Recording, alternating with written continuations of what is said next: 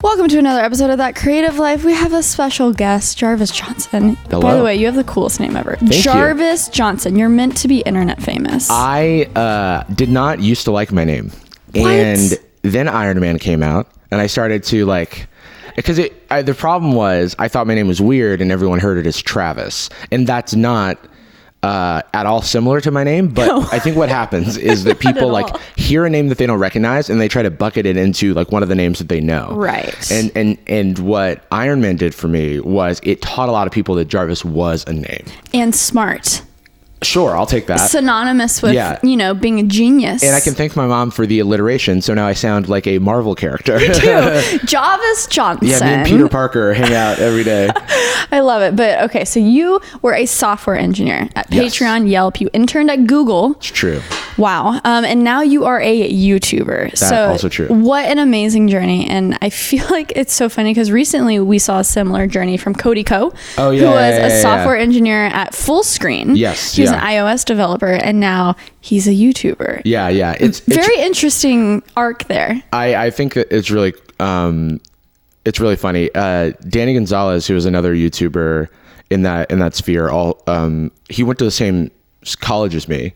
And where's that? Studied, which is Georgia Tech, and he studied computational media, which is a media and arts tech degree. So it was everybody in my crew of the College of Computing at Georgia Tech was either a CS or a CM major. And finding out he was a few years below me, so I didn't know him. But finding out that afterward, I was this small world. There's a lot of us hiding out there. That is so funny. Little secret CS people. Honestly, my first question is, as a electrical engineering and computer science dropout after 3.5 years, what did I miss? What fun stuff did I miss by skipping the initial jobs and going straight to being a YouTuber? You didn't miss much, depending on what you care about, because the thing about a computer science degree is that it's not necessary to do a software job at all. It's just it's a very theoretical basis, and that's helpful. I'm going to be honest. I was a year and a half away from a degree. I knew nothing. Yeah. Nothing. I could do a pyramid of asterisks in C. That's fun. I was okay in Python. Yeah. That was it. Yeah. That was it. It's such a broad thing, such a broad field. There's so many things you could be doing, and it splinters off immediately after you get into industry. And so most people come in with these general degrees, and they go work at a larger company, and they start to specialize, or some people start to specialize earlier than that. But yeah, you didn't miss much, unless you really nerd out about math and algorithms and stuff. I mean, sometimes I miss the bragging rights of my favorite thing was to go to Christmases and Easters with my family, and for them to be like, Sara, how is the computer science degree? You're going to be an engineer, Still, even though I'm successful on YouTube, they could probably care less. It's honestly I think these days the degree in that field specifically is less important, and if you ever wanted to pick those skills back up, you're going to have a leg up on the competition. So don't sell yourself short. I'll tell you my favorite thing that you did miss was that I took a computer vision class, and I learned about how to track faces, teach a computer to track a moving face in a video frame and stuff. A lot more matrices and math than you want it to be. I think that's at the end of the day, or machine learning is the same way. I like having an understanding of all these concepts so that I can use them in a very superficial context or a joke context, like I can do in videos. To brag, just be like, I know linear algebra, guys. I know, but I don't. It doesn't come up. You just kind of have to know it's under the hood. Yeah, I couldn't do matrix multiplication right now if you gave me a problem set. You know what is really messed up though? Why it was fine that I was in that degree is when I got to linear algebra, and we got away from the calculus 2 and 3, I started enjoying school again. I really loved algebra, so when I took my linear diff-EQ class, I was like, oh this is fun. I think I realized in the middle of college that I think I skated by in CS because I did a lot of stuff on my own time. Yeah. And I think it requires that because I was doing nothing on my own time and I was editing videos in the back of the classroom. Right. It was a sign and I was falling behind. No, but it's like, severely. It's important. But what was I saying? Just that. What was I saying? You had to do things on your own. Oh, because otherwise, like the coursework a lot of times was super boring. And so I wasn't like super energized by it always. What did you do on your own? I mean, did you find projects with your friends? What'd you do? I did a lot of hackathons and I was in a lot of student orgs. So the cool thing about Georgia Tech was that there were a bunch of highly motivated people doing clubs in like a very productive way. So for example, mobile app development was like this hip thing. Like I was a freshman in 2010, and I think in like 2009, a couple of students were like, I want to learn how to make Android apps because that's a new hot thing. Let's make a club. And then the college would like fund it to get pizza. I've eaten so much Papa John's pizza. So the thing, my entire college was just like, at Georgia Tech, there was like a building that was like the College of Computing building. On the third floor of it was a lounge called like the student orgs room. And it was where all of us who were in all the clubs, because it was just a community. It was just like, we just had like couches and we like played Super Smash Brothers and like helped each other with our homework, which is wholesome. And then would go to these clubs and eat free pizza all day. And I will never eat Papa John's pizza again, I think. Yeah. And I think that's okay. That's okay. I think that's okay. Yeah, it's okay. I'm not missing out on much. I exactly. don't think. I mean, so I want to get to, this journey of software engineer turned YouTuber, but tell me about your YouTube channel right now. How did it start and what is it right now? Because I am so fascinated with this intersection that I think kind of explains not just the fact that you're personable, funny, a great human, your YouTube channel is great, but your timing was interesting because I feel like at the same time that commentary and animation has been exploding, you kind of came along and bridged that gap. Well, so there's a lot of random stuff going on. I change because that's a recent thing. I change things I do on YouTube a lot more than people give me credit for. I think there's like a section of, I'm not trying to like, I need to be credited more. It's just that I've made a lot of videos of a lot of different types, and in search of like something that I wanted to do for longer periods of time, like a season or like a saga. So commentary is where I landed right now because I liked watching, Drew Gooden and Danny Gonzalez. It's so funny. Yeah. Drew's, again, kind of recent, he's not an OG YouTuber. Oh yeah. But like a lot of those people who came from Vine who are like super funny, you just like see elements of things where you're like, oh, I love how this platform is being used for this. Oh yeah, you asked me to explain my YouTube channel. I can just like, let me start my YouTube story. So I'm 14 years old. I play a video game called RuneScape. I make a YouTube account because I want to upload a video of me playing that game. I put it up. It's a video of me playing PvP, beating other players, set to a Ludacris song. And that, got like 800 views. So I'm pretty proud of it in 2007. And then after that, I made 2007. Yeah. And then after that, I made a video of myself dancing to High School Musical 2 song. And that, because obviously the next follow-up, the content strategy back then was very regimented. So it was RuneScape video, High School Musical dance video, that got like 60,000 views in 2007, which is like a lot. Like it was on blogs and stuff, which was weird. And then I got terrified because I was afraid of, this is like the theme of my life is like being afraid of failing publicly. And I was like, oh no, how do I top this thing? I've had like a successful thing.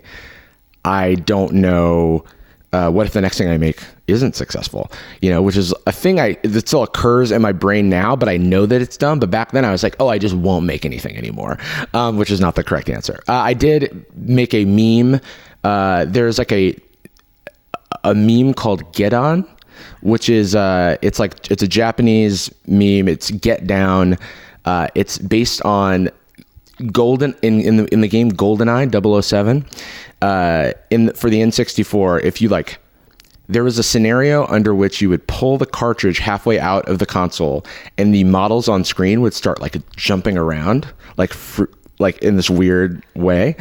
And some people in Japan started doing that with their bodies, where they're just like, they basically took a bunch of photos of them like jumping in the air, and it looks like they're doing that, and it's set to this specific song.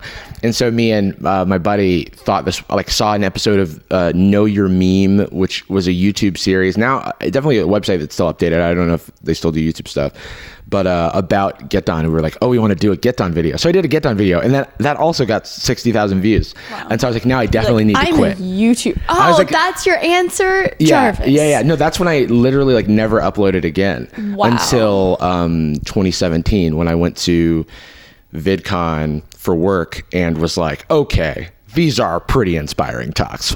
Maybe there is space. Maybe I'll make a video. Maybe there's space for my voice on the internet. You've convinced me, Hank Green or whatever. But yeah, growing up, I was a big fan of Vlogbrothers, and they were like my internet dads, who taught me how to be an adult. A lot of internet dads. Yeah. I'm like very lucky to have found them in 2007, which was when they were doing Brotherhood 2.0. And it was a very different time on YouTube. Like, there were no Facebook fan pages. There were weird ways the communities existed online. So I'm like Facebook friends with John Green. He doesn't really use Facebook because he's like off the internet. And he didn't really use Facebook before that, really. But it was him.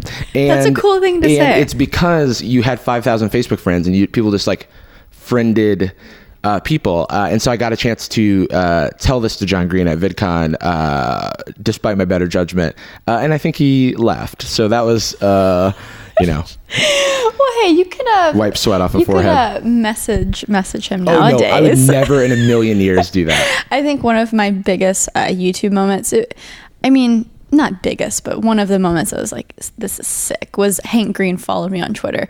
I don't know why. I was just like, received that OG YouTube honor.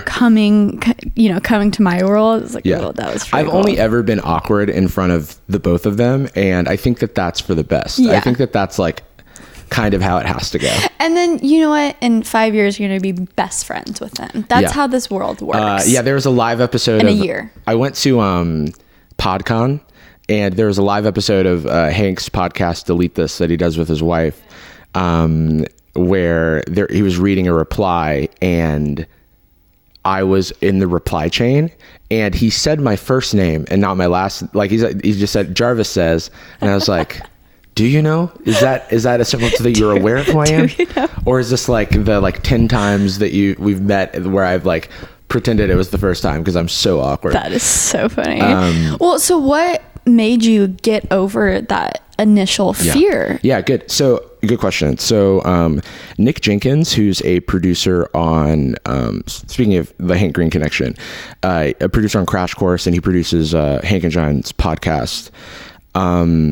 He was on a panel, and there was something about what he said that really resonated with me, and it ended up being the topic of my first video, which was called Baby Steps, and it's essentially just like a Vlogbrothers style vlog, because that was like all I knew, and it was essentially that like my fear of failure was based on this like something about it like ending things or whatever, and the fear of failure is like so natural. And he gave this anecdote of in film school how you're producing so often that actually let me back up. The reason that publishing and releasing things is so scary for many people is because it's a rare event. It's not like a thing a lot of people do a lot of times, and I, for example, had only released things to the world a handful of times. I'd done a lot of first tries. Like, I had a podcast when I was 14. Which is crazy. Yeah, you're so like, ahead of your time. We did 5 episodes, and I listened back to them, and I'm like, the audio quality is not bad. It's very strange. I was recording into the cheapest mic on the planet. What did you use to distribute that? Good question. There are a lot of threads, and we'll get back to them.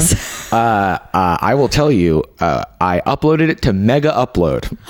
Because I could not afford Libsyn. I knew about Libsyn because I listened to. So Libsyn was a thing back then. Libsyn literally has not changed since 2006. Wow. Yeah, like it's just it's a great product. Even now, I've used all of the like new school stuff, and I like Patreon's RSS feature. Nice. And so I'm like I know a lot about RSS. I still think Libsyn does it's horrible at selling itself as a product, but it's like, it's a backbone in the podcasting industry. Yeah.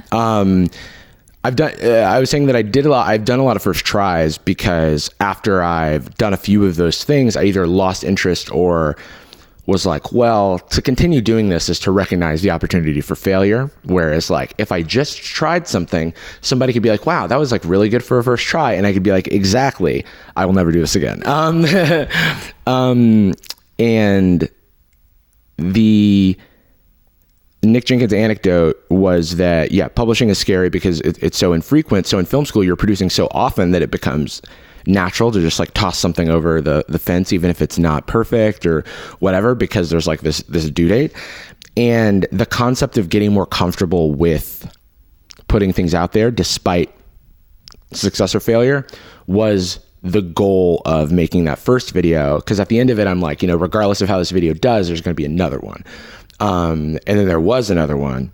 And then I don't know, like what, I think I had started my YouTube channel with a friend of mine. We both worked at Patreon at the time. She worked in iOS. I did I was all over the place, but she started a tech channel. Her name's Mayuko. Everybody who's interested in software engineering and is sad that I don't do software engineering videos anymore should just watch her channel. And her first video got 1 million views. Very first video, 0 subscribers. Okay. I was like view number 3 or something on it. It was called Day in the Life of a Software Engineer. And it was we recognized from that there was this huge untapped market for like tech YouTubers. And I personally didn't want to be known for tech, but it was a good starting point. It was like, I alternated, like at no point, I like keep looking at this cause people have revisionist history about me, I guess. And I'm like, is that true? I don't actually know. But at no point was my channel more than 50% tech videos. But because those were the things that got views, there are people who've only seen those videos from me because those are the only things that have been recommended to them. When you say tech videos, it's more in the engineering, yeah, because I guess tech is like, now I think, I forget He's that smart like tech. I'm dumb tech. No, because I talk about specs. No, you're right. I tech is the name of like MKBHD is a tech YouTuber. Yeah. But you're talking about San Francisco we're talking about tech, more like the Silicon Valley engineering YouTube. Right. Which is a thing in pop culture, but YouTube really, no one has experimented with that until now, I feel like. Now there's a few popping up. Yeah. And so I was like, oh, I can just do like these Vlogbrother style videos, but then talk about like my experiences in industry, because I feel like there's so many misconceptions that I keep having about the world that hinder me from realizing my potential, like imposter syndrome or, being afraid to fail by publishing stuff or not knowing how to get a job and stuff like that, that it ends up being in this niche, but truly I wanted all this stuff to be wide appeal. But you get into this dance with YouTube where you're like, well, if I put the word software engineer in the title, it gets more views. And that's but essentially, at what cost? Exactly. But that's essentially niching down, even though that is something that might do well, people identify with that and say, I am a software engineer. And I think that's what YouTube is good at, is you can find really your niches on these sides of the internet. What was that? So, I watched a few of your first videos and the videos on your now kind of like tech lifestyle channel. Your second channel. The one that I would make videos on if I figured out how to have my shit together with the first channel. But it's interesting. Do you have that? I guess, what is the percentage of, I want to do these types of videos, whether it's tech or lifestyle, and then what's the percentage of I want to do fun commentary, I want to talk about my perspective on the world? What is that poll like? I don't know. So what it is, like, by the way, he's been a full-time YouTuber for only 3 months. Right. So you still have time to figure it out. But also, like, I've managed to succeed so far by just putting something out that I think is good and will work, quote unquote work. And then sometimes they do work. And then that's like, and here we are today. So I'm, I'm in New York for like this YouTube Creator Summit, and everyone's pitching their channels, and I still don't have an elevator pitch, and that's become my brand.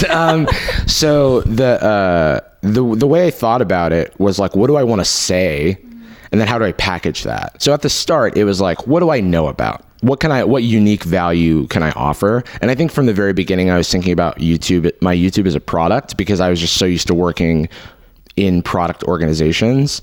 And I was almost testing myself against my ability to make a product in the communities that I enjoyed watching on YouTube.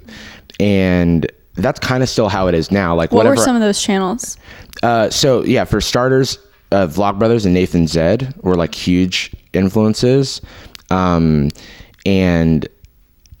I've just like, as I've like sort of the 2 years have gone by, I've just like I do this thing where I like binge channels. And I also do a lot of channel studies where I'm like, oh, why does what they do work? So it's like I've watched like 1 million Peter McKinnon videos, 1 million Casey Neistat videos. And MKBHD is also like one of my favorite creators. And it's like none of them make stuff that I'm not going to start doing like tech reviews. But the one thing I appreciate about what you do and what like MKBHD does, especially in this like tech sector that specifically, is like just the caring about the thing. And like, I don't know, there's just like a craft and like I just love watching a community exist that's accessible to me. That's like, I know what all these words mean. So now I'm just going to like have someone tell me about the speaker. And to be honest, I've probably spent $1,000 on things that MKBHD has talked about, just because I'm like, maybe I do need a that's Google probably Home Mac speaker. a pretty good. Yeah. 1,000 is good. I'll watch his gear video and be like, oh yes, I do need a $50,000 red camera. Yes. So I'm really happy to say that I have not fallen into that trap, because I also know that it's a trap.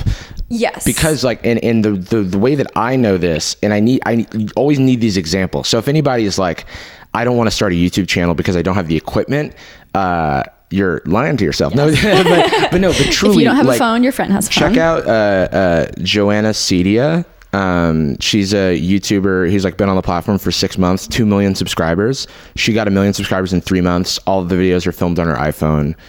And she's like in high school being a relatable teen. Oh, I know who that is. Yeah. She's Emma Chamberlain 2.0. That's basically what people called her. Okay. Yeah. But however, she seems like she is very creative. I love her, the paint by numbers videos. She's extremely talented, and she relatable. People love her. She does a bunch of different stuff, which I really respect, because I personally worry a lot about switching up formats. And I think that she's a great example of like clearly not doing any of the metadata hacks, or whatever, and doing stuff that she cares deeply about, and saying things that she cares deeply about. And I think she's like really smart. Like she did a video about college that wasn't about school, and it wasn't about dropping out of school. It was about why she's staying in school. And I was like, I love this. And also, whatever decision you make, it's fine. But I think that your thought process here is like really good. Good job, parents, and good job, Joanna, for being a good influence for these young people. That's why YouTube's so great, because you have that full spectrum of opinions, right? And with gear, do you think there's a level that you can get at that people say, oh, you're not relatable anymore? Like, do you think that comes with shooting a video in 8K? Well, so it really depends on the ecosystem that your video exists in. The other example I was going to give is like my friend Micah, her first video was shot on her iPhone also. So it's like, everybody, if you got an iPhone, actually any modern smartphone, they've got great microphones. I see you rocking the Pixel over there. Oh no, that's the iPhone. I just have a D-brand skin on it. Oh, I legit thought that was the Pixel because of the white. I wanted the white skin, and now it's getting messy. But, it looks good. For first glances, you don't see all the imperfections. Right. It's like me. I'm very white. You don't see the imperfections until you get close. That was a stretch. No, it was great. The so for like MKBHD, for example, I love that it's almost a part of his brand that his videos are as good looking as they are. I don't think it would hurt my brand a ton if I had MKBHD quality, but it would also not be something that was like fun for me. Yeah. Like and that's why a lot of those people are doing it, is because they enjoy those exactly. Cameras. They want to have fun with it. 100, like there's so many like things that I don't do or stop doing on purpose, that because I'm like, do I care about this? Is this truly like raising because you only have so much time, right? And it's like, is this worth my time? And what you get in return is not going to equal how much you spent on that Red camera. I can tell you every imperfection about all of my videos. Like and I don't cringe when I watch them when I've had enough distance from them, but some things are so jarring to me because I notice all the little things and I'm forcing myself not to act on it, because if I kept acting on all of the little things, I would never publish anything. And that was the thing, which is such a key part about getting stuff out was big. Yeah. Finding ways to make content that it didn't take a long time to make is a thing that I used to be able to do. And now I am making like full on like AIs for videos. And it's like, what the hell is happening? What does that mean? Well, that was like, that's a bit of an overstatement. It was just that for a gag in a video, I was talking about an animation content farm channel. And I downloaded all of their like subtitle files and fed them into like this like language model, like neural network thing, to see if it's good at generating like English text.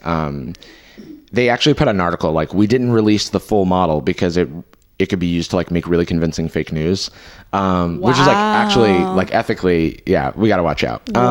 But I like fed it these like 100 scripts and it like started spitting out stuff that, sounds like the channel, and it like completely stops making sense like a few sentences in, but it was so much fun to play around with, and I love like doing gags like that, though, Well, and that's like one video every now and then you just remind them that you're the software engineer genius, and you're like, hey guys, I'm not just funny, I'm smart too. I will say this till the day I die. You don't have to be a genius to be a software engineer. I think of it the same way I think of editing videos. It's just like creative problem solving.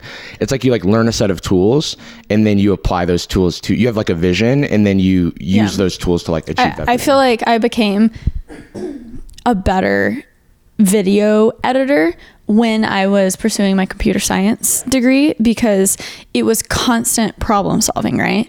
And I would find myself in Premiere solving problems ways that I would never think before, and I'd be like, oh, is this the computer science side of my brain? Yeah, you're taught to think in like this systematic way, right? Which is good. I mean, I give that degree a bad rap, but it does teach you how to think and think in a productive way. I would never I think that I've like heard you talk about like your college experience and stuff, and I 100% support and respect any decision that anyone's making when they're putting a lot of thought into it, and I think you did that, and so you're fine.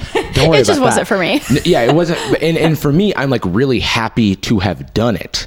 And I would like, if I was doing everything again, I would do everything exactly the same way. I'm also happy to have that skill set in the toolkit. You know what I mean? Because now there's so many problems that creators run into that I'm running into, and I'm like, oh, we could like pave over this thing. Like I have a lot of little like tools that I've made to like make video making easier. Like oh my God, tell me. Yeah, like for example, there's a product that can remove the background from a photograph. So if you want to cut yourself out of a thumbnail and you have like frizzy hair like me, and you don't want to spend any time doing that, oh, so I literally makes Photoshop. Yeah, you don't have to go into Photoshop. I mean, I do go into Photoshop for everything about making my thumbnail, but instead of spending the time cutting it out myself, I take my photos, I like put them into Lightroom, I like do the pass on the photo in Lightroom, and then I literally run my like little command line thing on it, and then it just like pops out a transparent background version of the photo. So I like save myself, hours over. Is that a program people can download? It's called remove.bg, and it's a website that you can use. And it costs, I think, like I think it's 30 cents per thing, which is very worth it for me because if I was thinking of like, and you just built it into your flow. And so they have an API. And so nice. I have a couple of, like, I have a YouTube video downloader, little program that's based on like an open source thing where, when I type on I'm in command line a lot. Like that's a comfort area for me. I don't write like that much code anymore, but here I am talking about like all these little nits, but truly I don't, my main channel could like never talk about code again.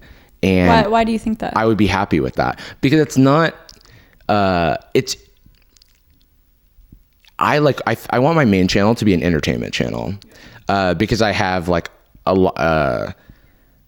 I think I have a very optimistic worldview, which we need, but I'm also able to be cynical about things. Right. Like I think, you know, we could talk about all the like crap that Facebook has been up to until the end of time. And I could criticize like Mark Zuckerberg or whatever, but also I don't think it means the end of days. You know what I mean? I'm like, I think I have this macro optimism and this micro, like, it's not judgmentalness, but it's like skepticism. It's skepticism. That's healthy. Yeah. A healthy skepticism. I like to think, and so for me, I like the comedy that breeds from that, and I want to just apply that to more things in the world, and I want to make people feel good, or have a laugh at no one's expense. Like if I'm making fun of life hacks, I usually don't make fun of people unless they're really problematic people that I'm very concerned about, like being on the platform. Well, when you're making fun of life hacks, who knows, there's probably, you know, tens, maybe hundreds of people behind it spitting out this user generated crap. So there's literally hundreds of people, and it's like freelancers, and it's no one's vision. Like there's no person's artistic vision here. They're just feeding it into the algorithm. They want the AdSense. Exactly. Like, I want to dive a little bit into actually happened. Okay. Oh yeah. Let's talk about that. Wait, let's wrap up some other threads real quick. So, what were we talking about just before then? I just want to like tie these up because I always, when I'm listening to a podcast, and I'm like, oh, but they never came back to that thing. So not going back to engineering videos on your main channel. Mostly just like and attacking people. I kind of, the way I used to say it was like, I want to think about engineering the way I want to talk about, I want software to be a part of my channel the way that writing is a part of Vlogbrothers channel for John Green, right? Like, it's like he's not talking about writing all the time, but it's like a part of the lens that he views the world. And that's how I want to, like, if there's ever a technical topic to chime in on, or a way that I can like expertly roast Facebook, or I can do that's your unique vision. I can do a VPN brand deal very differently than somebody else. Exactly. Or Squarespace. I can explain to you why I would use, or I actually should not say these names of these brands. No, I could use a Squarespace, NordVPN, Wix. Hit them up, guys. Taco Bell. I'm just naming random brands now. This is shoot your shot. Who else? Maserati. Yes. Ferrari. But I could do, what was I saying? I could do a VPN brand deal differently than someone else, or I could explain why I would use any unnamed site builder website over building something myself, because I know how to build it myself, and I know why I don't want to do that. You know what I mean? Because it's hell. It's like, were you in the Tumblr days building your own website and stuff and doing the HTML and stuff? I wasn't, to be honest. Okay, so we're backtracking. Yes. So there's that, and then we were talking about like journey. So essentially, I made some normal vlogs, some comedy vlogs, some sketches interspersed with like tech video versions of that, like talking about my experiences in the software industry. And then I made a video. I loved watching commentary videos, and I was like, I want to make videos like this. I was like, how do I do it? And then I started thinking about like, well, how do I transition these tech people into me just making anything? So I was like, okay, what if I like did a commentary format, but talked about software engineering? So I did a commentary video roasting bad software engineering advice. And then I was like, at the end of that, I inserted 5-minute crafts into it, which wasn't actually related to the video, but I made it seem like it was. And then I was like, I'm going to do 5-minute crafts video. And now people when I do the 5-minute crafts video, will still be confused because it doesn't work at all to do what I did. And so like that video is like the worst performing video on my channel. And then I was like, well, I'll never do that again. And then I started doing like Casey Neistat videos just because I was having fun learning the editing tricks and stuff. Just like when you watch something and then you're like, oh, I want to see how to do that, or try to do the whip pan or whatever. And then I did that a bit and I was like, this is exhausting. And I figured out, like, I've learned enough about how to do it that I no longer want to show off by doing it. Yeah. You know what I mean? Because it's not a part of my, I'm like learning on the job, right? And so it's like, what does my impression of Casey Neistat look like? I want to try it. You know what I mean? And then I learned a lot by doing that. I'm not Casey Neistat. I'm not going to make that my brand. You just witnessed me giving it a shot. And it's like, I put that in my skill set. I put that in and then I move along. And so then I had this like 6 video content strategy for like getting out of making tech videos, because the reason that I didn't want to make tech videos, quote unquote, is because I realized how much people were just coming for the information rather than my personality, and I wasn't sure how to build a personality. And there's a lot of expectation that comes with that. Expectation, yeah. I would get comments that were like, for information. I mean, could you cut out the comedy sketches and like just give the information? I'm like, no, you've come to the wrong place. Fun. Like, that's not actually like what they don't know is that the reason that I'm talking about tech in the first place is so that someone will watch my comedy sketches. You know what I mean? Right. And so then there's a thing that people come back at me now with, which is like, well, you started in tech and now you've like sold out to make this other thing. And it's like, no, I actually sold out to do tech videos, right? Because my other stuff, I would have gone that way first, but it wasn't getting any views. So I was like, I'll play the game. And this is actual value and information that I want to offer. But if you only have 24 hours in the day, maybe that's not, I don't want to do my 9-to-5 tech job and then go home and make tech videos. Then in, what's it called? So 6 months, I think around June or something, I'd made a bunch of videos after that failed 5-minute crafts video. And then Cody Co actually put out a video. I do not know if this is related, but what happened? I was in San Diego for a wedding, for Mayuko's wedding, actually. And Cody Co put out a video called 5-minute crafts, and it was him roasting 5-minute crafts. And I was like, oh, you have now done the thing that I did 6 months ago, that no one saw. Let me change my title to be more similar to yours. So nice. I changed the title to 5-minute crafts is the worst channel on YouTube. Did the algorithm pick it up? And then, like it got 2 million views in 48 hours, pretty shortly after making that change. Wow. And so then while that was happening, I was like, oh, this is my chance. This is my shot. Do not miss my chance to blow. This opportunity comes once in a lifetime. You better lose yourself. That's from the poet, Eminem. That's his name. Yeah. Yes. I thought it was Skittles. So that's from the rapper G-Eazy. So I was like, oh, okay, I've got all these views coming in. I say the 2 million views in 48 hours thing. What actually happened was like, I started seeing it get views weirdly because it was such an old video, but it was starting to get as many views as like some of the recent videos. You know how like a video will kind of like get 100 views or whatever. And I was like, oh, it's like keeps picking up. And then one day I like sat down at my desk at work and I was like, what is happening? Because it just like, whoosh, there's a point where it was like getting 50,000 views an hour or something like that. And I was like, what is going on?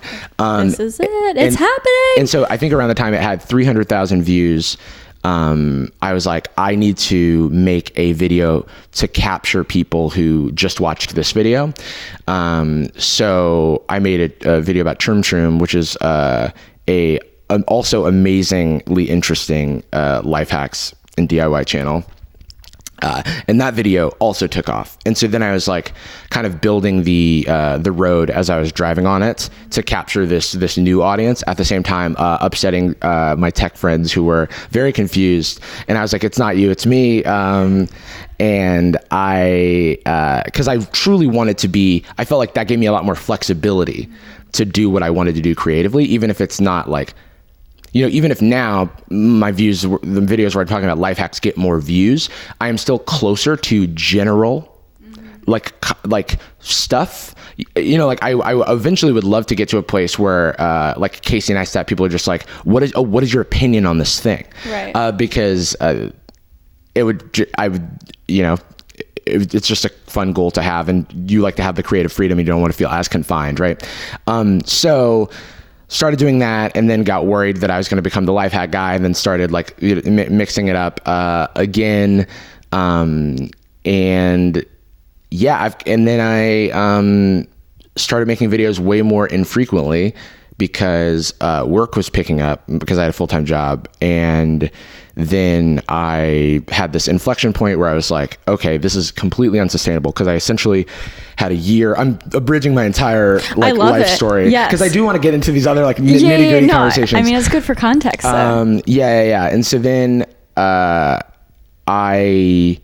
you were at Patreon. I was at Patreon, which I love dearly. I love all the people there. I texted CEO Jack Conte has been on this podcast. Yeah, shout out to Jack. I'm going to text him after this. I texted him that I was here for Creator Summit. We can talk about him. He's been an extremely wonderful mentor to me.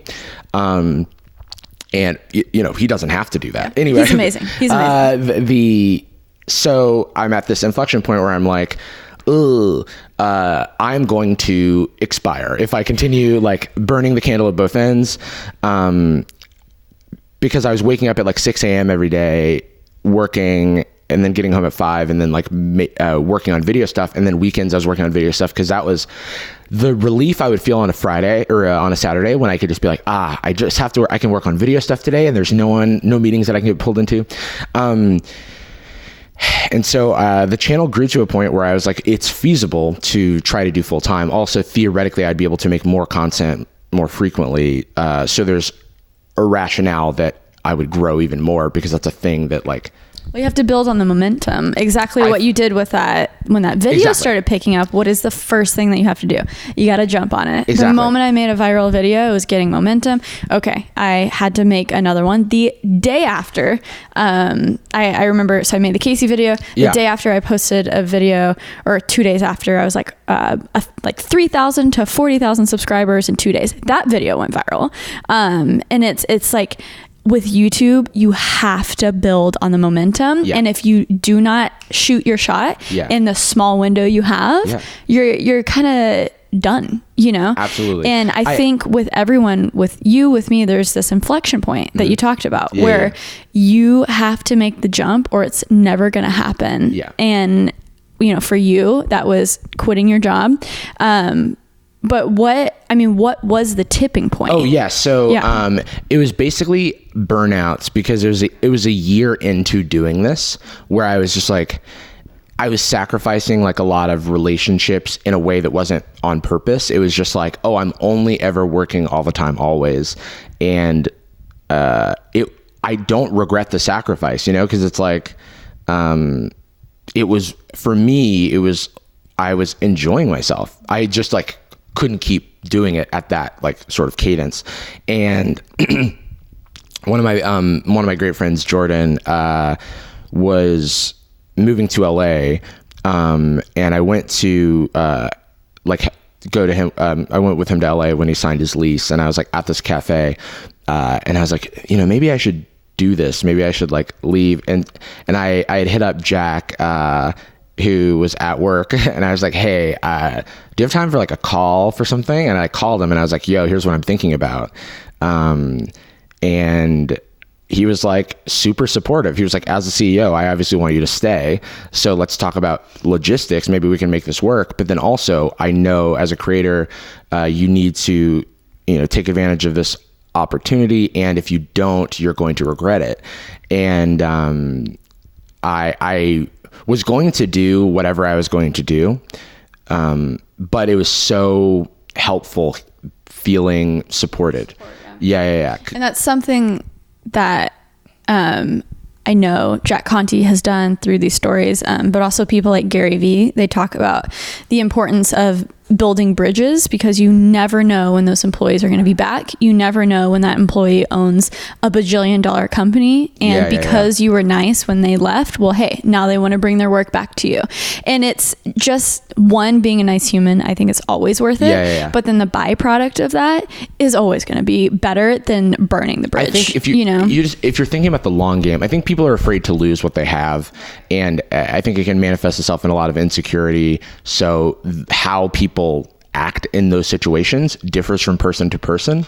I'm really happy to have been surrounded by people who, when put in the situation that I put them in, were really supportive and helpful. And so when Jack said that to me, I was like, okay, like I was still going to figure out, maybe I wanted to do part-time or something. And as time went on, it like, I kind of started feeling like, oh, maybe I need to like put both feet in and like give it a go for real. And if it doesn't work, that's fine. You know, it's like, I have a plan B. I don't feel like I have, like, I know there's like differing opinions on plan Bs, but I'm a very risk averse person. Cause I like don't come from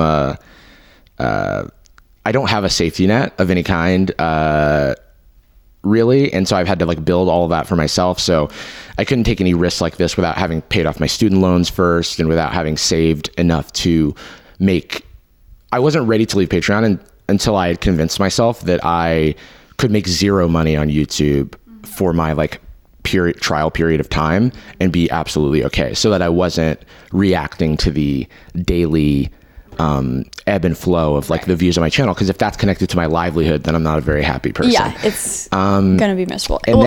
And if I can press the pause button, because I think that's something that a lot of people are struggling with, wanting to pursue a creative career, but also being weighed down by stuff like student debt. Yeah. Can we actually like put a pin in it? And you in videos, you said that, you know, you had to really make a plan and really attack that head on. Like, what did you do? Did you stop eating out? Did you did you sit down with like an accountant person? What'd you do? I didn't sit down with an accountant person. That maybe would have been smart. I figured out like what I wanted my, because you were living I was living in San Francisco, but also like the tech industry. Like I was working at Yelp, which isn't Google compensation wise, but it was enough for me to live a college student style lifestyle, which I live in an apartment with 4 people to this day, that's rent controlled.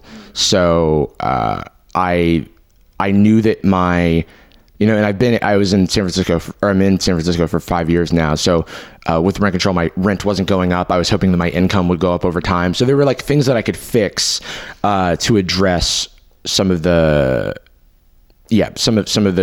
issues, using, you know, all the benefits I could to spend every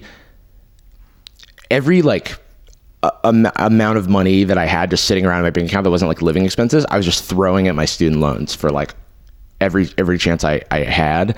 You know, obviously ordering by the most interest first.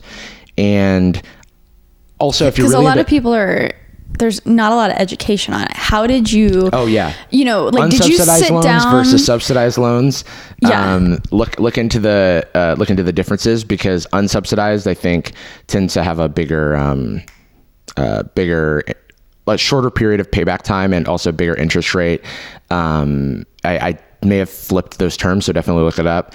And there's a website called Mr. Money Mustache, which is mostly for people who like are trying to retire early. But I had a friend who was really into personal finance. And so I just started I had a couple of friends who got really into personal finance. So I invested a bunch of time once learning about like the basics of, you know, you seeked it out because it's not going to hit you in the face. Exactly. I took a time. I like made sure my credit I was like making sure I was able to build my credit and making sure that I was doing all the right things and not doing anything drastic, and living below my means, to just take everything that I could and just send it to the student loans. I was also really super fortunate. Like, if it weren't for working in the tech industry, it would have taken me far longer. And that's not a thing that I knew going into college. I didn't know anything about the tech industry, to be honest. I started coding because I like heard about it on a podcast, and thought it was cool. And I was in Florida and didn't know anything about Silicon Valley. And so when I got to Atlanta at Georgia Tech, that's for the first time I like saw like Facebook and Google and these places, I was like, oh, those are websites, but like they're in real life too. And then that became a opportunity. You existed in an ecosystem that was like, oh, it's a good thing to try to get these internships at these companies. So I was also groomed to work. I was able to work paid internships from my freshman year. My freshman year, I got an internship as an Android developer which is a Java class. Before I even learned Java, over the winter break, me and my friend made a little Android app thanks to one of the student orgs that I was talking about. And put it out in the App Store. It was awful, but it was complete. And then from that, my friend became an Android developer, and now he's like a senior senior mobile lead person. He went mobile like his whole career. Wow. And I jumped around, cause very similar to my YouTube, it's like jack of all trades, master of none. So I've like done mobile development. I've done like web, backend, all the stuff. So, cause I was so afraid of like not having a marketable skill that I was just like, I will learn everything. Right. Cause I was like, the fear of like not having that financial safety net and then having looming student loans was like, oh, I just need to, tomorrow, if I like can't do this thing, I need to have plans A through F. And it restricts you when you have that debt on your back. It causes you to take less risks, and that's when it became real. When my parents were, I was fortunate enough my grandparents, they wouldn't give me Christmas gifts, but they would buy me $100 worth of Coke stock. And so cool. when I graduated high school, they're like, okay, it's time. You can use your college fund now. And I had $20K in the college fund. And I was like, oh my gosh, I can go anywhere I want. But then I started looking at prices. I was like, okay, this barely gets me a year. College is criminally expensive. Yeah. And so luckily they were smart enough to tell me about it, and like I got a scholarship, but that didn't last me. It lasted me 3.5 years with that in almost a full ride scholarship, which is crazy. And so, but I took a hold of that account, and the moment I saw all of my money going out for one semester of Belmont University, a private university, it was $15K for one semester. And I saw my bank account just go to zero. I was like, oh, wait. And so when you're handling your personal finances and it's all on you, I think it's a pressure that people need to feel, like a personal pressure, because loans aren't free money. That's something loans aren't free money is a huge lesson to learn. Yeah, you have to deal with it. And so I think when you're in your 20s, have those 4 roommates, pay off that debt, take the risks. My thought process is I want to live I'm just about to run out of patience for living like a college student. You know what I mean? But I wanted to ride it out for as long as possible. And look at what you're doing now, and look what it's led you to. That's the thing. It's like, cause after I paid off my student loans, it was like paying off my student loans, except for like life agency. It's like, cause I want to be able to, if I ever wanted to join a startup, like Patreon, I would never have joined out of school because it was financially irresponsible. Right. And even Yelp, I was like, should I have gone back to Google? Because I would have definitely been able to pay off my student loans. And there were like some sort of question marks around whether, like, with the timelines of things like that. Right. So there are those risks. I had a full ride at the University of Florida, and I was going to go there, but I ended up getting a scholarship that made it affordable to go to Georgia Tech, and Georgia Tech had a very good computer science program. And so it was worth it. I couldn't have afforded full out-of-state tuition. I looked at, including student financial aid and stuff. I looked at like my account summary, and it was like $200,000 for my education. I didn't pay $200,000, but I like, it's ridiculous. Like what this is. It's insane. And it's like, so it's like, I had a bunch of scholarships going in, and then I continued to apply for scholarships. Yes. And they're out there, and that's what people don't realize. I wrote an essay, and won a $10,000 Google scholarship, like my junior year of college. And then boom, right into the student loans. You know what I mean? Like that's like just like a direct funnel. I studied abroad because it was cheaper to study abroad at my school because of a specific program that we had than to do out of state oh my gosh. tuition. And what's so crazy too is these scholarships, they're out there. Oh my gosh, if you want to go to college, look at them, especially engineering. For being left-handed. I mean, it's huge, right? But the thing that's crazy though is they expect you to like maintain this crazy GPA. So I got an electrical engineering scholarship, but the requirement was you had to maintain a 3.5 GPA as an electrical engineering major. Yes. So I killed myself for 2 years, and when I lost it the third year, I was like, that was the beginning of the end. Can I tell you a story? Yes. I didn't know. No one really around me in my family had went to college, and I didn't really learn any good habits from school because I kind of just like did stuff. And my first semester, I did not know the course load I was supposed to take, and I took the smallest course load possible. One of which, this is like going to turn into a math equation, but I'll tell you the answer at the end. But I took 12 credit hours. 11 of which had like GPA associated with them, and one of them was a seminar course. Like so I took 3 classes that was 11 out of my 12 hours, and then one of them was just like, welcome to class, welcome to school, the seminar. And 18 hours is the usual workload. Well, I think 12 hours is a common workload, but it really depends on the course, the courses themselves. 18 hours at Georgia Tech would be considered a lot. But I did do that also, which is what I'll get to. I took CS 1, intro to computer science. I took chemistry 1, and I took calculus 2 or something. And I got a B in calc, I got an A in CS, and I got a C in chemistry. And because of the weighting of that, I ended up with a 2.92 GPA.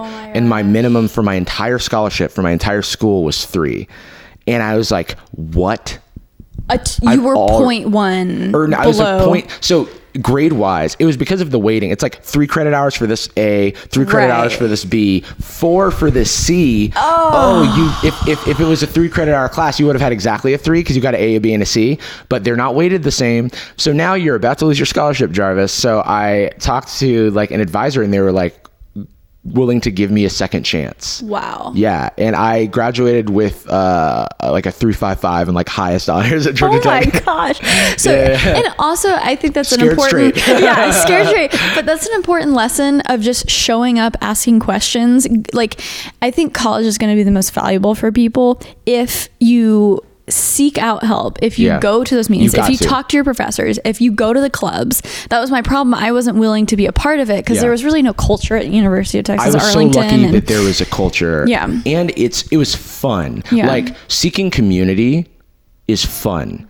And finding that is very rewarding. I wasn't enjoying my coursework. I wasn't like having a fun time writing like math proofs and shit. I was like, it was cool hanging out with my friends and playing video games and having an opportunity, because I was in that student orgs, to know upperclassmen who'd been through the ringer and were like, oh, you should do this. I had a friend sit me down and teach me Java. The reason I was able to like, I had an internship doing Android development in Java before I took my Java course was because I was in that mobile app club, but then I also had a friend who sat me down at 10 p.m.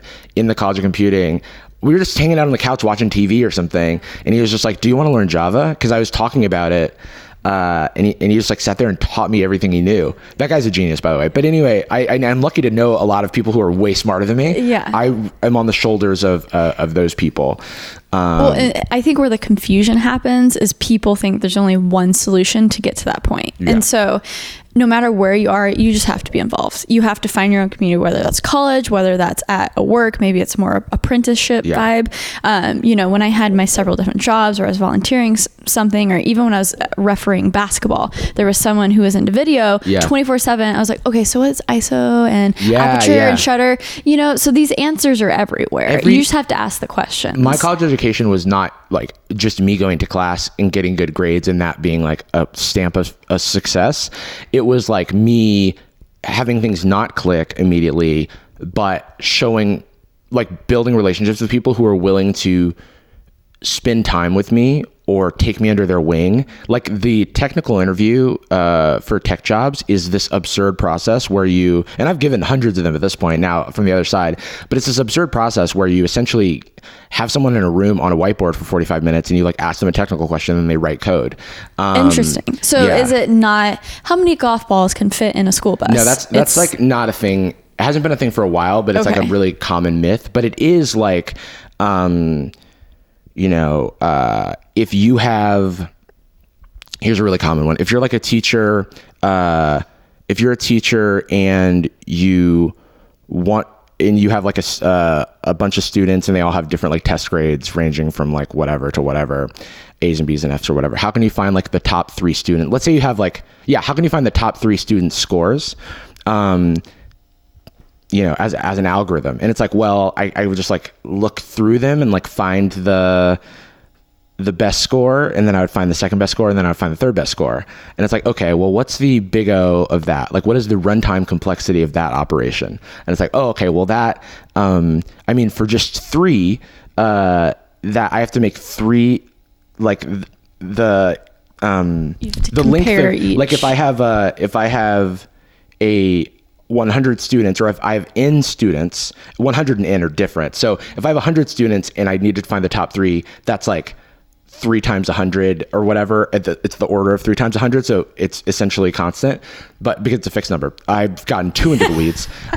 If you have like size N though, and it's variable, and you're like building a generic algorithm that's supposed to apply to like any size of input, then you're like, oh, okay, that's like 3 times N, which turns into big O of N, which is a linear runtime. And they're like, oh yeah, but what if instead of finding the top 3 scores, you want to find the top K scores? So it's top variable number.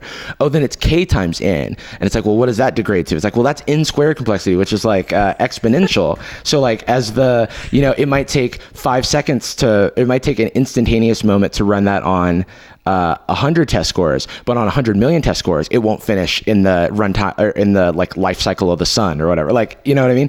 And so it's like, how do you make that more efficient? Right. And it's like, oh, okay, well, no, technically you can do this, that, and the other thing. And you're solving these types of problems on a whiteboard. Still somewhat abstract. So they range from abstract to directly applicable to the job. Like the question I asked at Patreon, they still ask, so I can't say it, but it was like a real thing that I did at work. So it's like, hey, we built this product. It has this feature. Here's the mechanics of that feature, and it's a common feature that you've heard of. Here's a problem we ran into. How do we address that problem? And you try to make it like a give and take.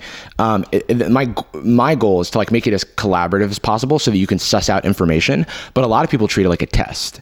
And when it's treated like a test, it ends up just being an high ego stroke, pressure high pressure situation, which is an ego stroke of the interviewer who wants to feel superior intellectually, which is an awful situation to be in. And a lot of times working a job is more collaborative anyways. It's not at all a parallel. It comes from the fact that like Google pioneered this interview process, and they did all these studies and testing, and they used to like have SAT scores be a part of the like Google thing.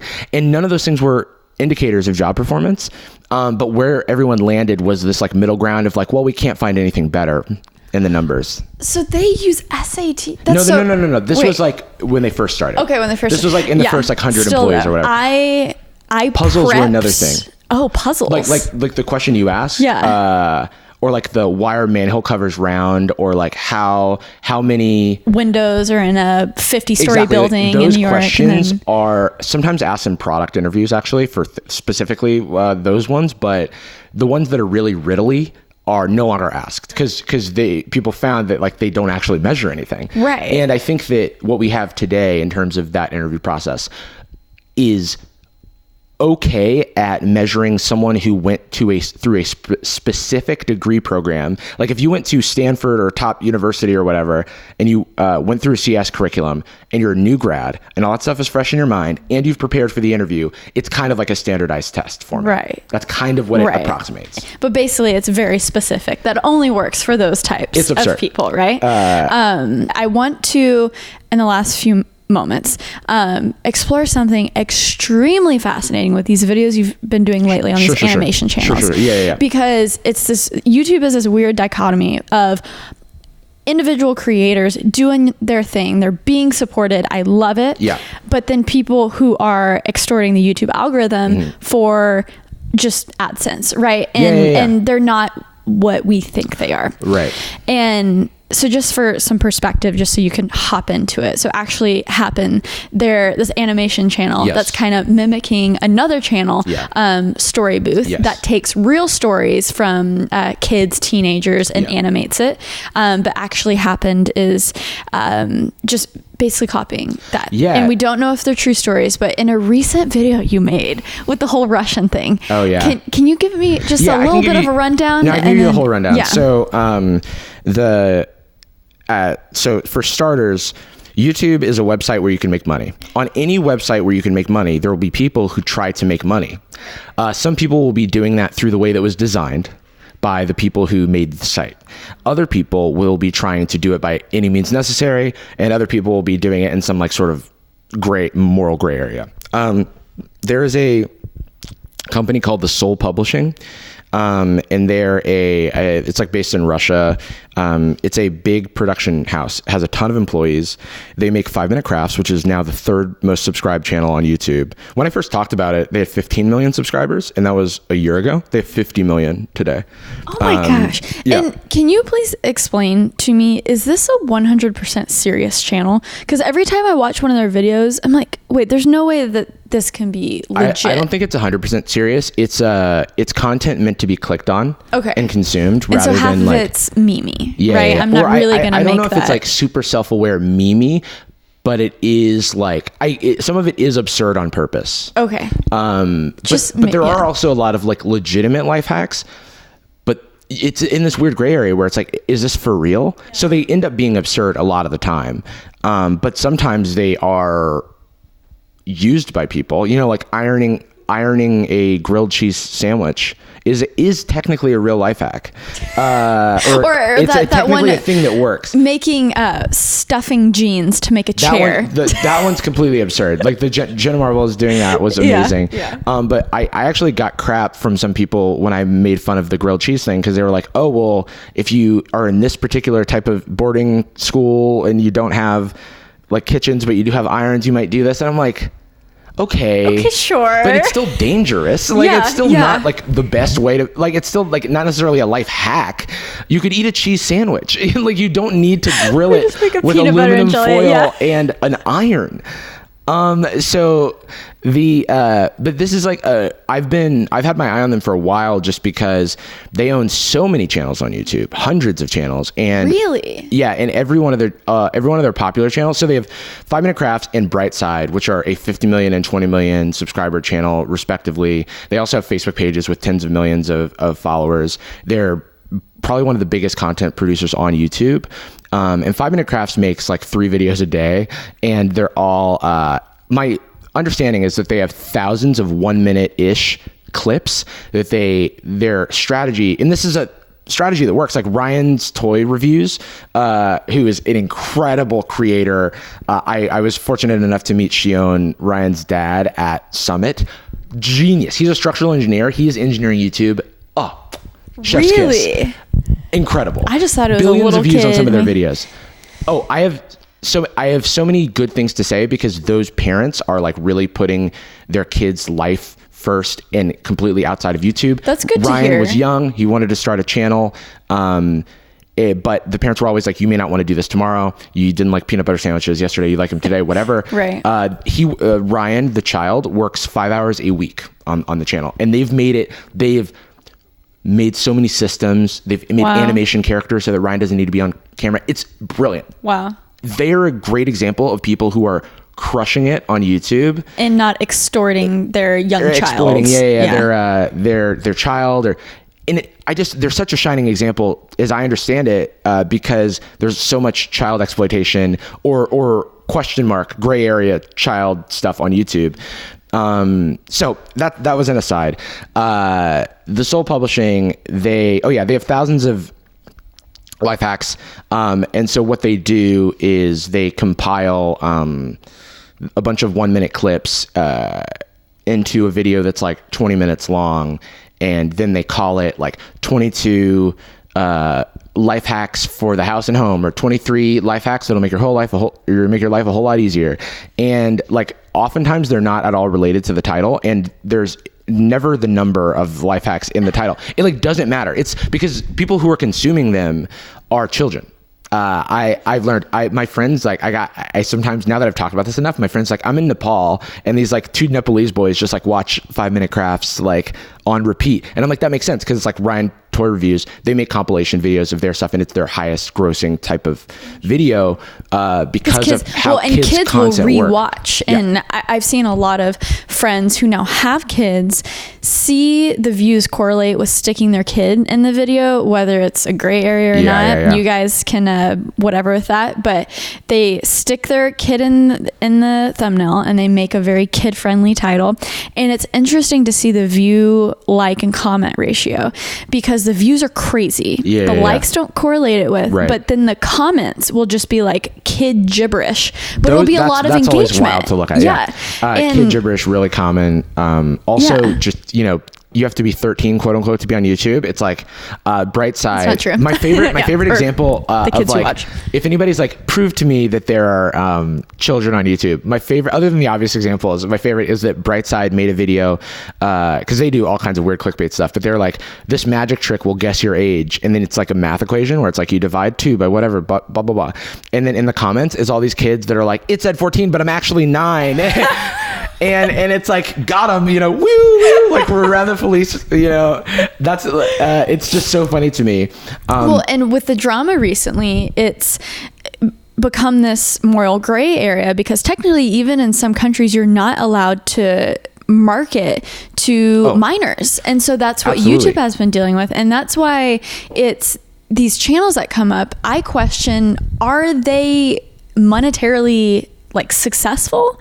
They're hugely monetarily successful because I guess we can just target kids in America and that's fine. Like because everyone on YouTube is like 13 to 18 and or their parents' accounts. There's enough noise where it's like ads are running. And it's like these are probably I would probably be willing to bet that like the people consuming these ads are not consumers. They're like children. You know, but because that's my question too. If they don't have their own credit card or they're not comprehending the ad, is it even worth to spend that ad money with that audience? I would argue that it is almost definitely not. But that's not like the YouTube ad bidding stuff is it's a whole nother thing. It's like they want sheer numbers, right? Yeah, they would never. Yeah. I think that it just works that it's like they use the same system that everyone does. So, you know, no one at Oreo has like watched one of my videos, but like an Oreo ad might run in a mid-roll or whatever. Okay, so sorry, I'm like all over the place. I apologize. I like barely slept this weekend.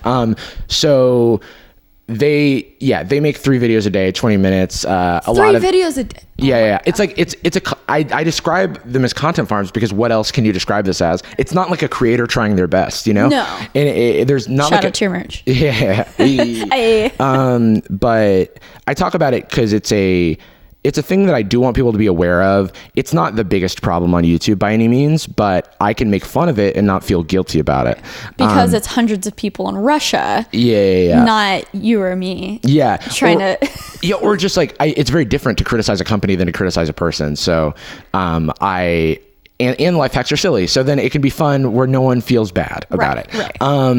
But the animated thing. Oh yeah. And then, so the animated thing is just like it's just them doing their magic, you know? So they find a market. They found DIY and stuff before. They're always searching. They've got riddles channels. They've got, I'm trying to think of other channels that have grown. Like Brightside's their super clickbaity one, but hundreds, like across a bunch of different niches. You can tell that how they're testing their content. I have so many theories and I've observed so many random things that I cannot get into because we will run out of time, but they're just milking money out of it. And I mean, honestly, someone is going to do that. Yeah. That's what happens in a system like this. Right. Everyone isn't a good actor, or even if they're like, even if 5 Minute Crafts you could call a good actor, they are probably using the platform differently than anyone would expect them to. But the thing where it gets like, I get pretty frustrated with them is with the Story Booth example where like they're trying to be very genuine. This is your genuine stories, guys. These are just stories of teenagers. So yeah, Story Booth. Basically they co-opted like the imagery and style of story and premise of Story Booth, which is that kids submit stories, and then their videos are almost definitely not the ones that are submitted to them by kids. I don't doubt that kids are sending them stories, but if you look at the comments where people are like, leave your story in the comments down below, or in the or send it to our email, the stories are completely incomprehensible. And like Story Booth has staff and works with parents, and then they edit the story together with the parents, and then they have the kid record it. Right. Which is so much work. So why don't we just hire some writers and do it in the voice of a teenager and pump out a video a day and get millions of views? Yeah. Why not make a video a day instead? You know, it's like, because they get over 1 million views a day. They post one animated story a day. Yeah. And they're banking on the relatability of teenagers, and they are saying, hey, these are genuine stories, and they're not. Manipulation. Yeah. It's my most recent video, I played on how ridiculous their titles are, because I made a little website where you could automatically generate titles that were based on all the existing titles of it. And so it's always like, you know, it's like, my dad killed a, you know, it's like, what, it's like something super sensationalist always happens, or some sort of emotional manipulation. Yeah. Like if I were to, please read some of the titles. Yeah. And it was so funny when I was going to that channel for the first time and started to watch the videos, it would suck me in. I would sit there and watch almost a full video, because I'm like, oh, what happened to the dad that divorced the mom and then got together with this crazy new wife? And then, oh no, the daughter is feeling all left out. And what happened to the stepson? And then once you get, 4 minutes into the video, you've paid 4 minutes of average view duration. The video turns out to be clickbait. Yeah. You know, because it's like they don't resolve the clickbait until the end, and no one's clicking off at that point. So they've already got your stuff. They've already juiced their metrics. Yeah. So I have a bunch of garbage YouTube accounts, throwaway accounts with horrible recommendations, because I find a lot of stuff. So this is, I'm literally just subscribed to both of these channels, and these are just the most recent videos. So 19 hours ago, I preferred a guy to a friend and lost both.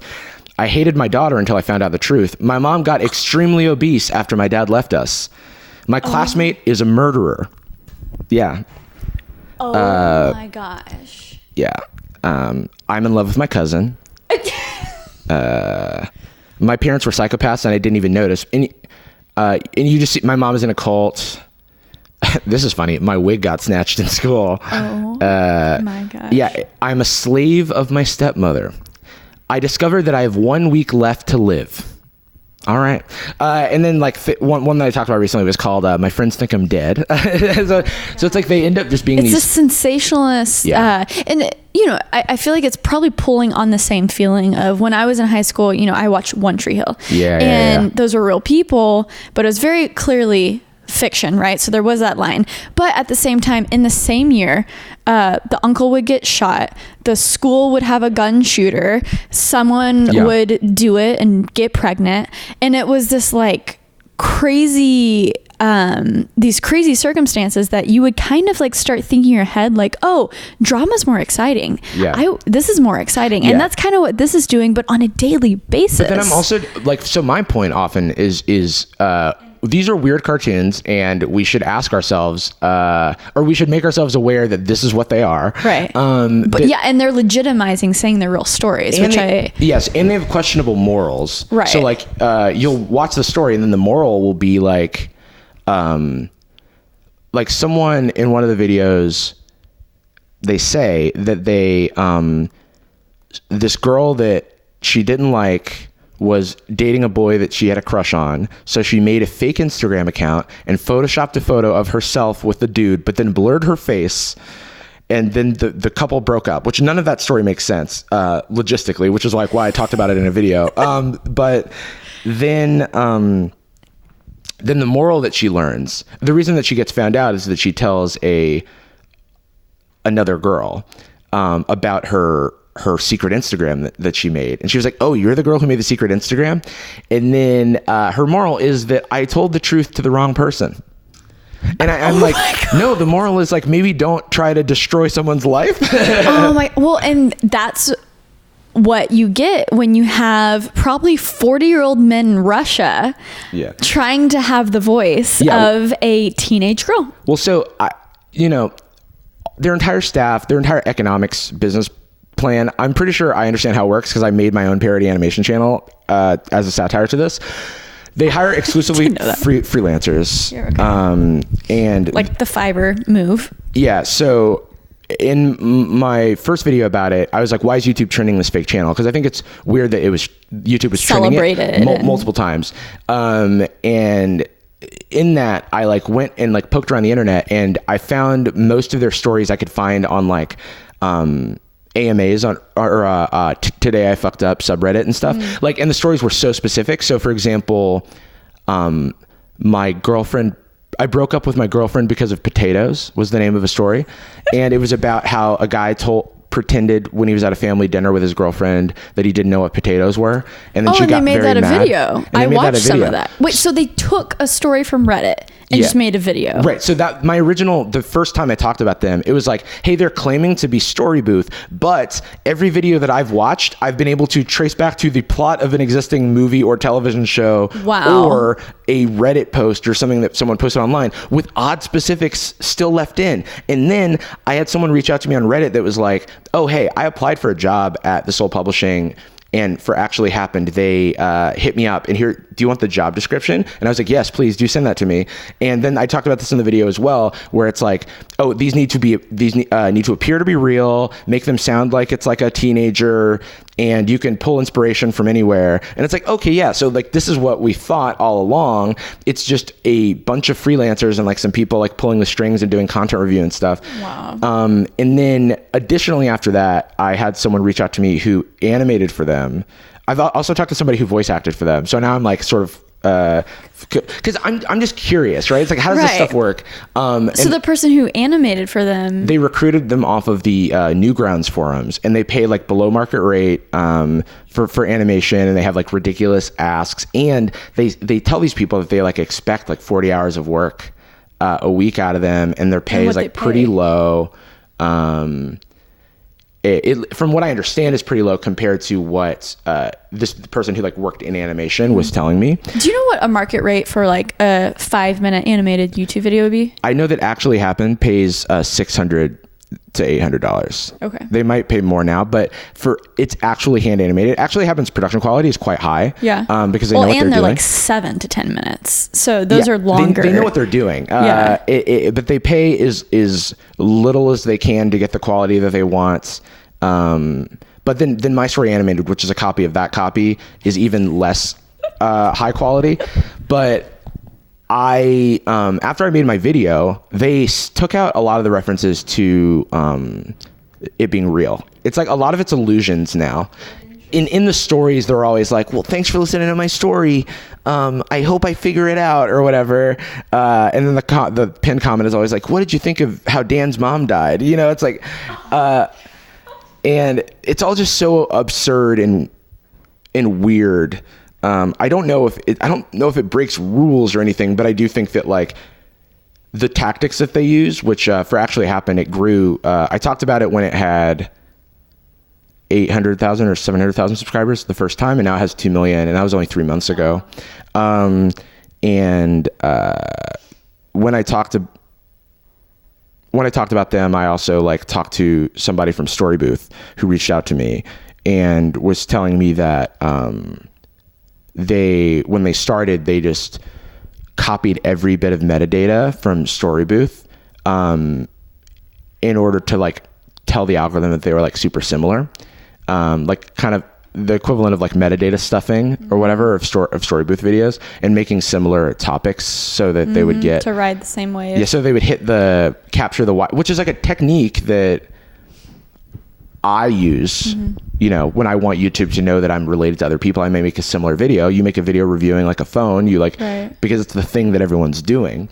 But the way that it's done is so calculated that it's like, ooh, weird. And they're so similar, which is, you know. And you just know that they're drafting behind the work that Story Booth did. Right. So then it goes into like this thing about how easy it is, how hard it is to be successful for original content on YouTube versus like if you just copy an existing thing. And it's all fine. I think it's like gray to black hat in terms of like the tactics.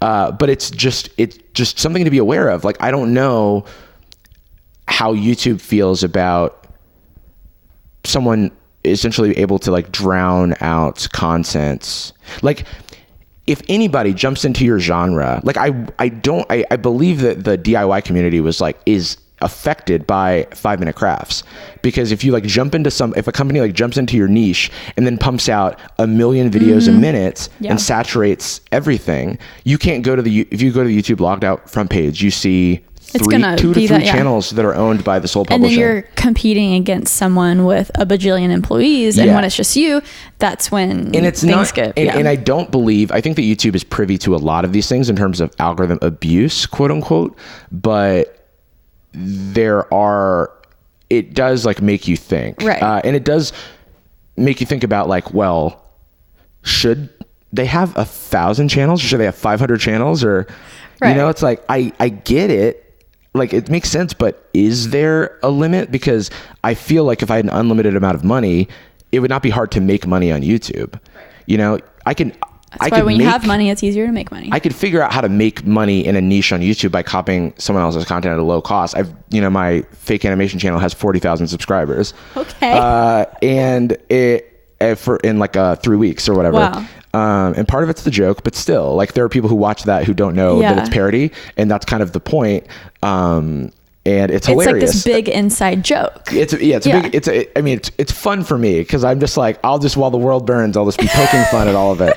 Well, and that's what, that's what's refreshing about you coming into something like commentary is I think it can't just be, as much as I used to watch H3H3, and you don't have to make a comment on this, because I'm sure you watch them, but they've become so just talking shit about everything. And so it's very refreshing when commentary is actually productive, and it maybe isn't like you have to call people out, but at the same time, it's like doing it in a productive way that calls out things that maybe are just in that gray area, right? And and what you said, it's entertainment. You're still trying. You're still doing, the comedy sketches. Right. It's not just breaking up a 2-hour podcast into clips. Right. And I mean, that is like, I think a completely separate thing, but and I don't want to comment specifically on H3, but I think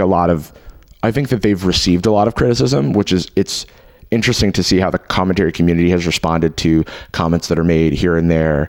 And I hope that, any of that feedback is being taken to heart, because I think because they started out their videos were so great. And then I think people are just like, the shift to only the podcast has been a shock to people. I get that, but then I guess that's you gotta, a mental health thing too. They gotta do that.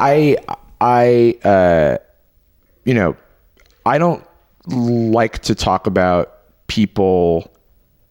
I think of power dynamics a lot within commentary, and for me, especially as I've grown, I felt bad making my first 5-minute crafts video. A little bit. I was like, I think I'm okay to do this, but I really do worry about hurting people's feelings, and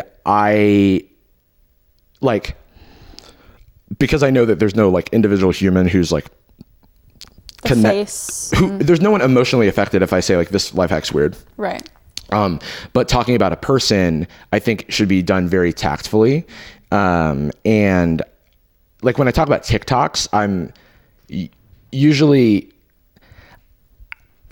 focus, if I'm ever talking about a person or an individual, focusing on the action rather than like the person is usually a good way to go, unless like what I think they do sometimes is morally reprehensible. Like, and it's like, I'm not the morality police, but I do feel very strongly about I'm J-Station making a video where he pretends to call Mac Miller from the dead a couple days after he passes away, or uses like Kermit the Frog and like does a super homophobic like gay potion video where he pretends to be gay for 3 videos in a row, and it's like, what is this? And that stuff is I don't know. This person has repeated behavior that I feel is worth calling out. Or I've also, I'm trying to think of the times I've talked about individuals. I've talked about a guy who does gold digger pranks, because I don't think that should be a thing that people do. Yeah, nice. But other than that, I do like to just talk about trends in general, or thinking about how it's really just like things that I find interesting or weird. And then trying to make that digestible. I don't know where it all comes from. Like the 5-minute crafts thing was such a happy accident, because I was like, has no one talked about this? Yeah. Okay, well, that's you being, and I guess what I'm trying to get at is I appreciate your awareness. And in a big world of commentary, I appreciate the thoughtfulness behind it. I appreciate that. I'm not one for drama, and I know that people's content is not who they are as people, right? Which is something you have to keep reminding yourself, right? Yeah. But then also, but I don't think that I or any of us as creators are immune to criticism, and I also think that we hold a responsibility for what we share with our audiences and how we share it, because of the impact that it can have. So if I like, for example, I talked about, one of these channels from 5-Minute Crafts, and people were like, oh, I'm gonna like apply to a job with them. I'm like, no, dude, fuck that. Like, don't do that. Like, I'm not trying to like mess with anybody's life. I want to be a part of the feedback cycle. Right. You know what I mean? Right. And that I don't want to bring hate to anybody, because I don't think that's productive. I don't think it's how we like change hearts and minds. Yeah. No, I love it. I think that's a good point to end on. I don't want you to miss your flight, but oh my gosh, we're gonna have to do a part 2, because I feel like when I was talking to you, it was like one of those conversations where I'm like bursting at the seams. I'm like, oh my god, I need to ask you this. Excuse me for like just word vomiting a lot. No, I love it though, and that's what they want. It's such an exciting journey to watch, but you're so knowledgeable, and it's so refreshing, your take that you've taken. So I can't say that I'm trying my best anymore, which is a mistake. I shouldn't have ruined that phrase for myself, but I'm just keeping on. keep keeping on. And so you have @Jarvis everywhere, I guess. Twitter and Instagram. @Jarvis on Twitter and Instagram. Okay. If people are too lazy to go down on the show notes, follow him @Jarvis. Search Jarvis Johnson on the YouTubes. I reply to a lot of DMs. Love it. Yeah. Guys, go DM him. Yeah. Say what's up. Thank you so much for being on. Thanks so much for having me. Such a pleasure. Guys, by the way, we did this at 7:30 a.m. I would like to applaud us. Pat ourselves on the back. This is 2 millennials getting up early and celebrating about it. Exactly. So have a great flight back to the West Coast. Much. You have a wonderful day as well. Yeah, make sure, guys, to subscribe. Can't even talk anymore. On Apple Podcasts, Spotify, wherever you listen to podcasts. And then if you want to see the exclusive video version of this podcast, you can go to youtube.com/Sara DIETSCHY and hit that join button. But of course, it's everywhere on Mondays for free on all of the audio platforms. So make sure to subscribe. All right. Bye. See ya.